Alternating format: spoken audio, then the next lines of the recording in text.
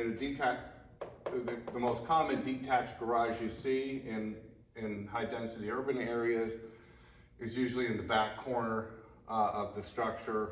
There's a driveway here, the street is here, obviously, house is here.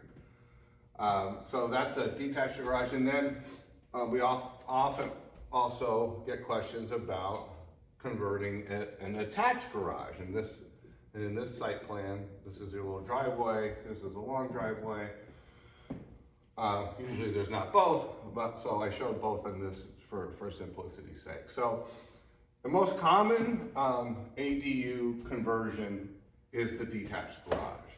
These are where we're getting most of our projects and most of our questions. And so I want to talk about the main considerations that I discuss with potential clients, people are interested in this kind of project.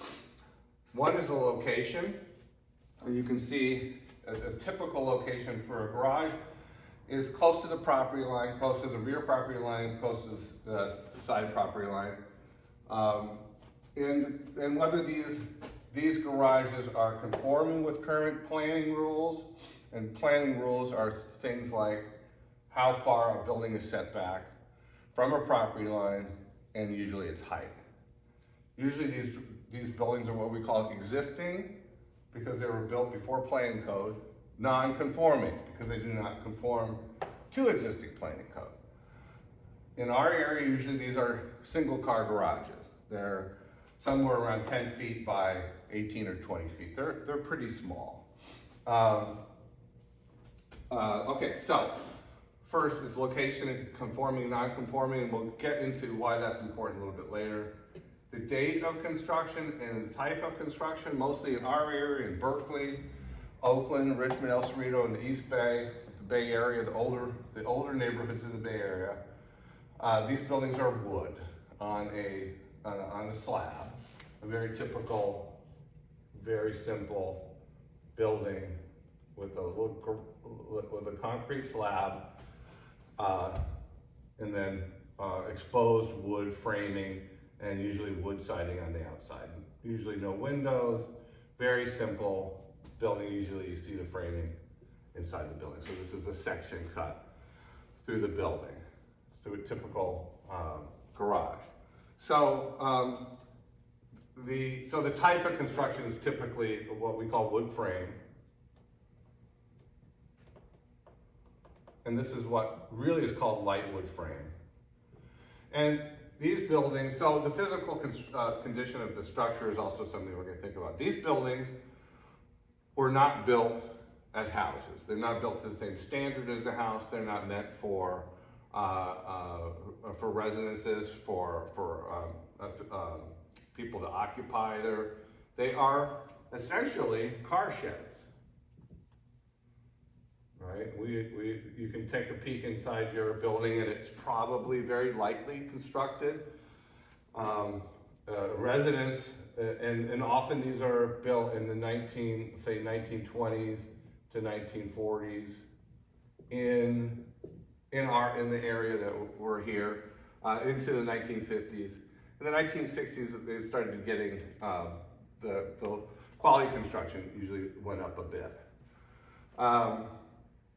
But the physical condition of these structures, well, when they were first built, they were probably pretty nice, but they're usually not in great shape. Some of the main considerations we have is that this we can keep to meet code, but the foundation is really not a foundation. It doesn't really have a foundation, if you will. It has what's a flat concrete slab. That's actually pretty thin, and you'll often see cracking of that slab.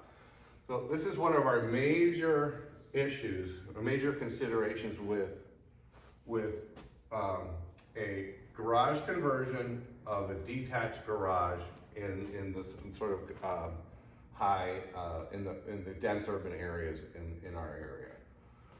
So we've got to the physical condition of the structure. Usually, the condition of the structure is these are not worth keeping.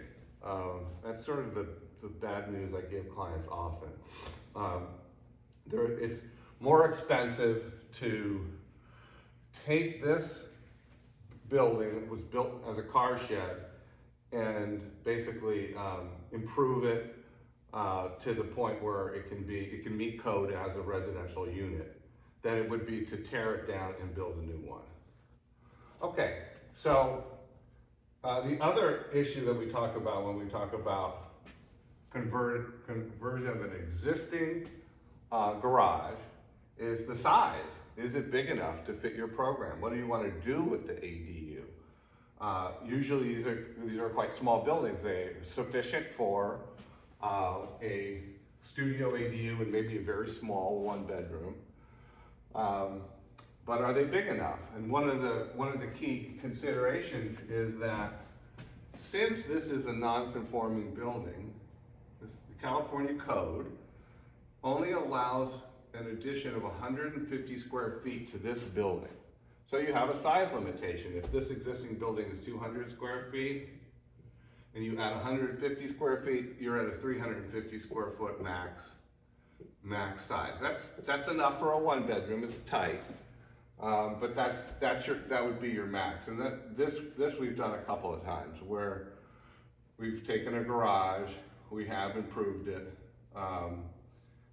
and then we've added the 150 square feet. Now, one question: the biggest value of a building like this is actually the fact that it is non-conforming and that it can fit tight to the property lines. Whereas if you're building a brand new ADU, you have to conform to a 4-foot minimum setback, both in the rear and on the side properties. So this has a value in the fact that you're sort of not wasting the space, if you will. And if you want to keep a backyard and you want to have a nice small structure, so that's a value.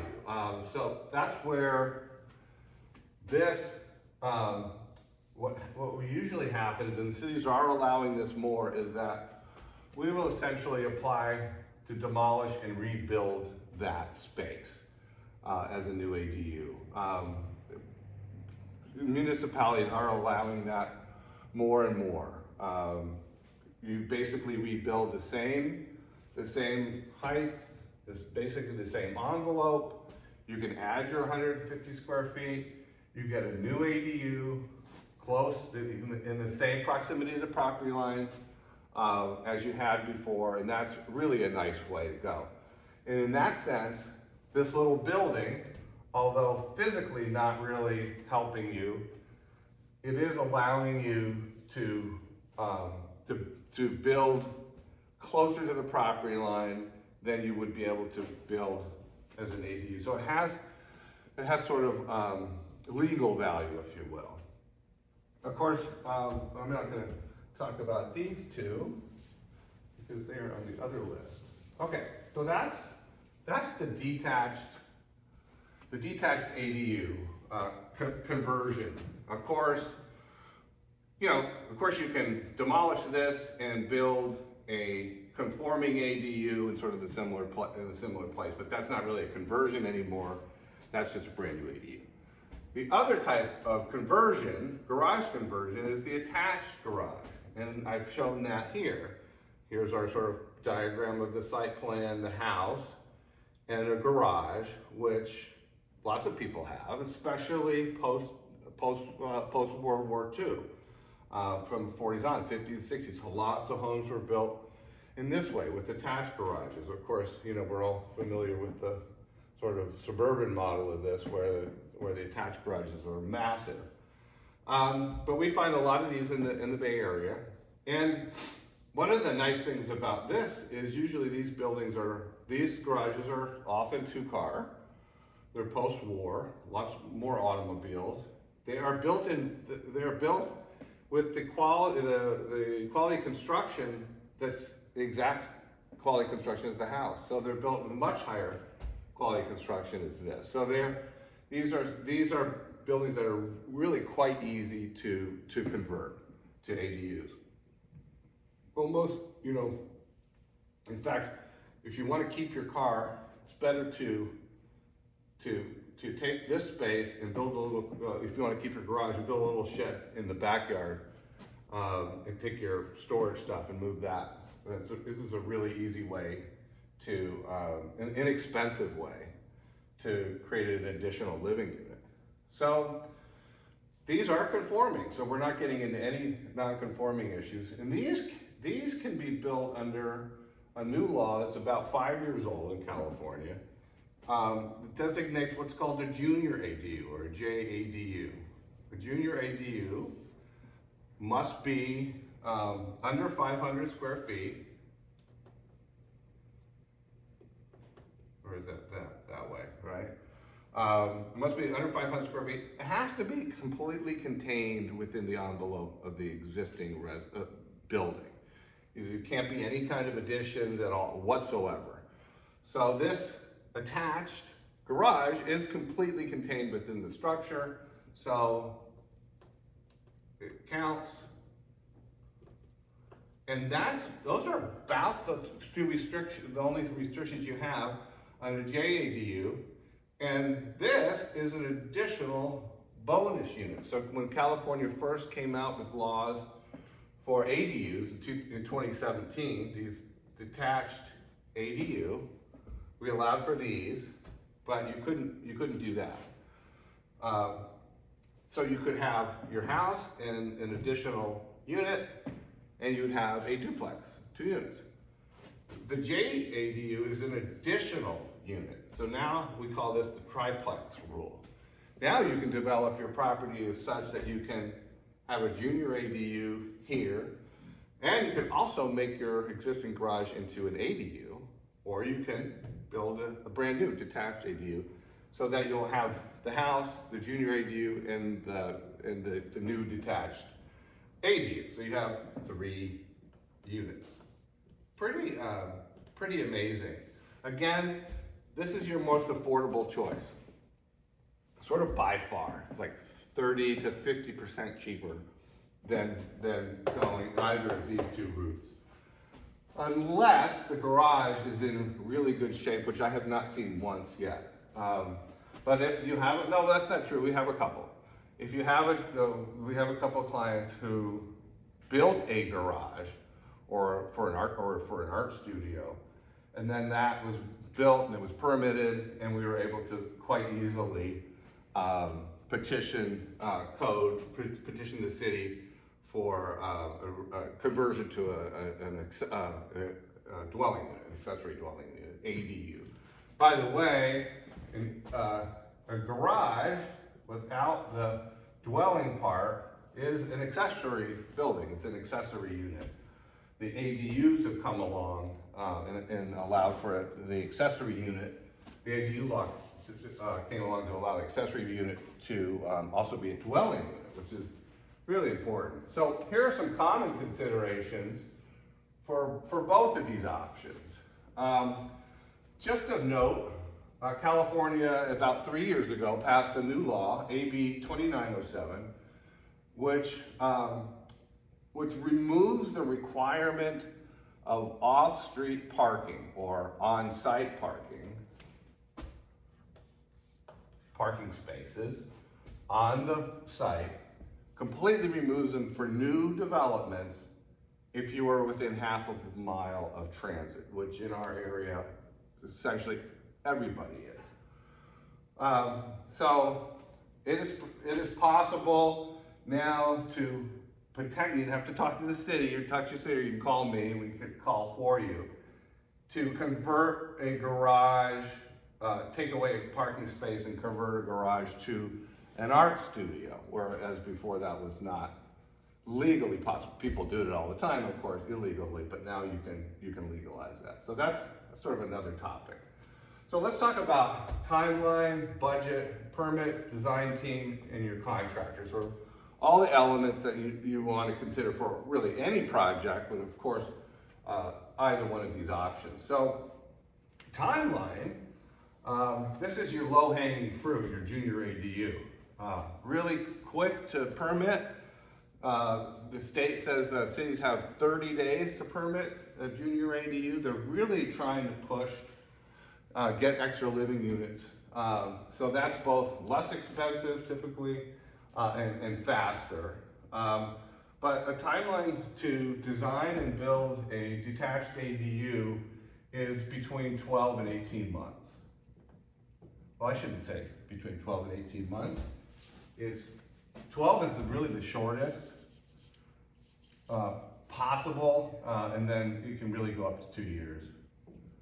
To design, get the permits, hire the contractor, and build an ADU. We are working with, for our detached ADUs now, we are working with structurally insulated panel systems, which promises, and we're just starting out, but it promises to take a couple of months off the timeline.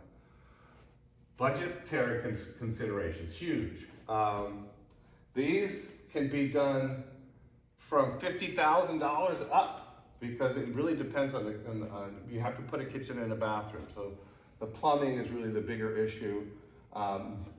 Sometimes windows are in, but we've done, maybe 50,000 would be a little low, but we've done these for under $100,000. These projects are going to run more in the area of $500 a square foot. So, and the smaller they are, this number goes up. Really, since we have to bring utilities out here, we have to bring electrical and plumbing, whereas electrical and plumbing are within the building envelope here. We have to dig trenches, move electrical plumbing out here. We also have to upgrade, didn't talk about this, but typically you have to upgrade your electrical service at the house, and often the City of Berkeley requires you to upgrade your sewer lateral when you build an ADU. So this is about $20,000 extra in extra expenses just for your detached unit. But because of these considerations, it's very difficult to get to design and build an ADU for under $250,000. The small it's sort of your entry, but this is sort of your entry level of cost for an ADU, even a small one like 350 square feet. So just be aware that this is sort of like, and our typical cost for like a 1-bedroom all in somewhere around $400,000. That's all in, including permits, and permits and architecture and structural engineer. This number can go up fast. So you really want to be working with an architect design team that knows construction and knows how to control costs, and we do that for you. Permits are pretty straightforward with both ADUs. There's nothing. Obviously, you will need an architect or a designer that understands how to get you permits, how to get them fast, and do this for you in the quickest way and in the most economical way. And that brings us to the design team. You will need a architect or designer for this or this. These are much easier to do. You could do this without an architect, but you'll need an architect or structural engineer. Sometimes these are combined, not often. And you'll need an energy consultant. And the architecture firms will coordinate all of these for you. But you do need the design team to help you with this, and of course you need a contractor. In our firm, we have a sort of approach where we're going to help you with everything, including picking a contractor, picking consultants. We'll help you budget the entire project. So I was a builder before I went to architecture school, and so I know construction costs very well. You can rely on our firm if you want to do any kind of ADU project. I really invite you to email me here, ToddJerseyArchitecture.com. You can also, please feel free to call me at 510-334-3626 with any questions.